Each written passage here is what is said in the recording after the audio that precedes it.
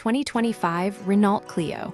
Tested, refined, not revolutionized, the 2025 Renault Clio arrives with subtle but significant changes, building on the success of its predecessor while facing increasingly competitive market pressures.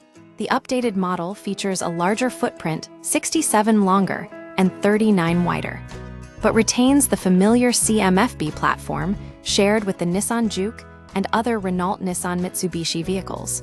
This means the core driving experience remains largely unchanged, though powertrain options have been tweaked for improved performance and efficiency. Powertrain updates. More power, same complexity. Renault has revised both the gasoline and hybrid powertrains. The base TCE engine now delivers 114 bhp, a 25 bhp increase, while the E-Tech full hybrid powertrain sees a 15 bhp bump to 158 bhp. The key change in the hybrid system is the adoption of a larger 1.8-liter engine, previously 1.6-liter, sourced from the Dacia Bigster, optimized for Euro 7 compliance and boasting a 40.5% thermal efficiency.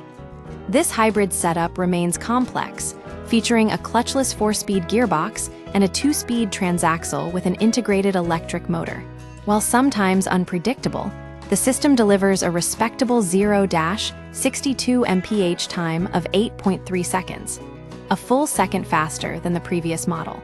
A dual-fuel, gasoline LPG, variant exists with a 900-mile range, but won't be available in the UK due to limited LPG infrastructure. Handling and suspension. Familiar territory despite the larger dimensions, the Clio's handling remains consistent across trims. Renault claims to have tuned each version, differing weights, to handle identically, meaning the more expensive Alpine-badged models offer no handling advantage. The suspension set up passive dampers, coil springs, front MacPherson struts, and a torsion beam rear is unchanged, focusing on predictable behavior rather than sporty dynamics. The new model does offer the option of 18-inch wheels, a first for the Clio, but the increased body size allows for appropriate sidewall height without compromising ride comfort. Interior and tech. Modern, but not without compromises. The interior has been updated with a single-angled digital display, merging the previous portrait-oriented touchscreen and instrument binnacle into two 10-inch screens. While ergonomically sound, this centralization of controls moves major ventilation adjustments onto the touchscreen, reducing usability compared to the previous rotary dials. However, the shift to a steering column-mounted gear selector, Merced style, frees up useful storage cubbies in the center console, including two standard USB-C ports.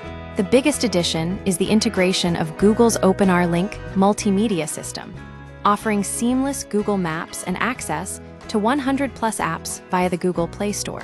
Renault executives are particularly excited about Gemini, Google's AI assistant, though its performance with varied British accents remains untested. The interior quality is mixed. Hard plastics dominate the dash and door bins, while the steering wheel and associated switchgear remain surprisingly plush.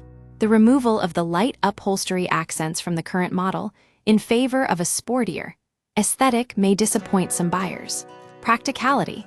Trade-offs in space. The Clio gains a slight increase in rear legroom due to the extended wheelbase, but headroom remains poor. Boot capacity varies significantly between models. The gasoline version offers 391 liters, comparable to larger cars, while the hybrid version manages only 309 liters due to the battery pack. This makes the hybrid Clio less spacious than both the Renault 5 and the 4, potentially influencing buying decisions among brand loyalists. Conclusion. The 2025 Renault Clio represents a sensible evolution rather than a radical overhaul. The updated powertrains deliver improved performance and efficiency, while the interior tech integration is a welcome addition. However, compromises in practicality, especially boot space in the hybrid, and interior quality may give potential buyers pause. The Clio remains a solid choice in the competitive supermini segment, but it doesn't quite leap ahead of its rivals.